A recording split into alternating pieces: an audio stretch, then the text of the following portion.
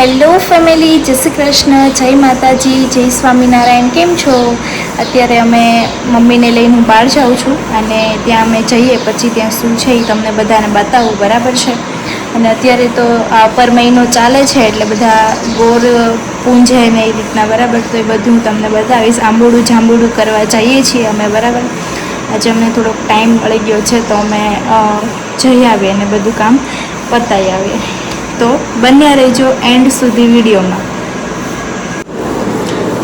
તો અત્યારે આપણે આપણું વર્ક શરૂ કરી દીધું છે અને આદિભાઈ છે રોજની જેમ પાણી પાય છે ઝાડવાને, બરાબર છે?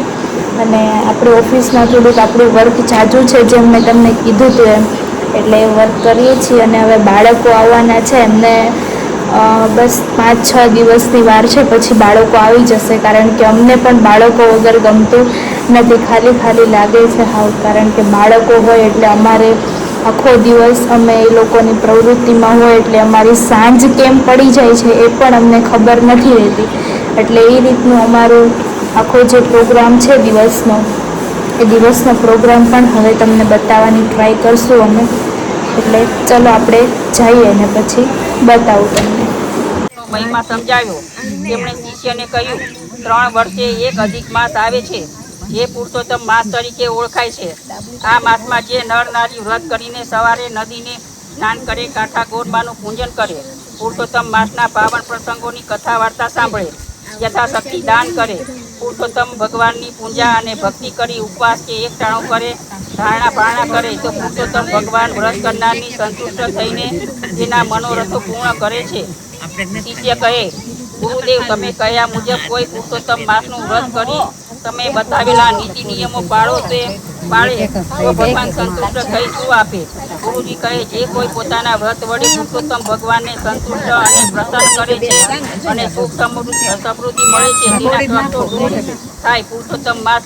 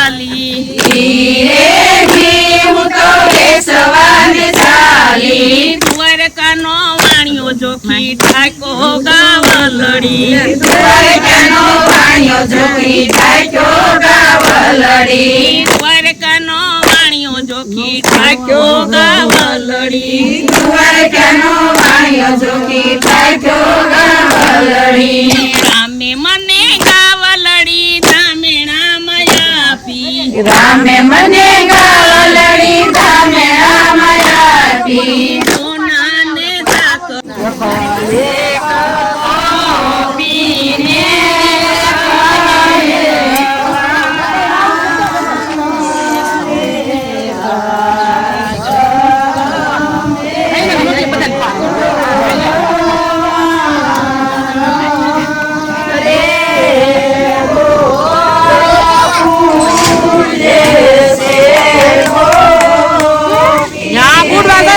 ભરી મેક છે કોક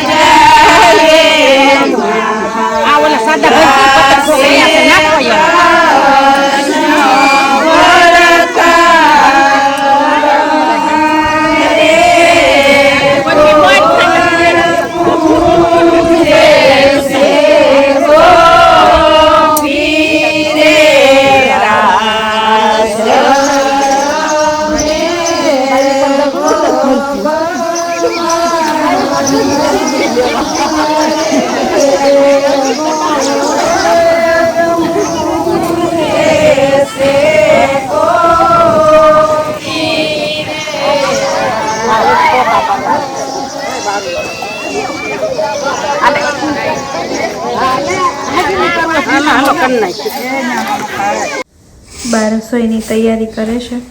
ગુવાર વીણી લીધો અને હવે ખીચડી મૂકવા જાય છે અને ભાખરી બનાવવાની છે તો લોટ બાંધશે. બરાબર ને? સરસ મજાનું જમીને રેડી થઈ ગયા છીએ, ફ્રી થઈ ગયા છીએ. અત્યારે 10 વાગ્યા છે ને 10 વાગે અમે અમારું કામ બધું પતાવીને નાહી ધોઈને ફ્રેશ થઈ ગયા છીએ. બરાબર છે? તો જમવામાં આપણે વાત કરીએ તો મેનુમાં હતું ગુવારનું શાક, ભાખરી, રોટલા, દૂધ, છાશ, ખીચડી.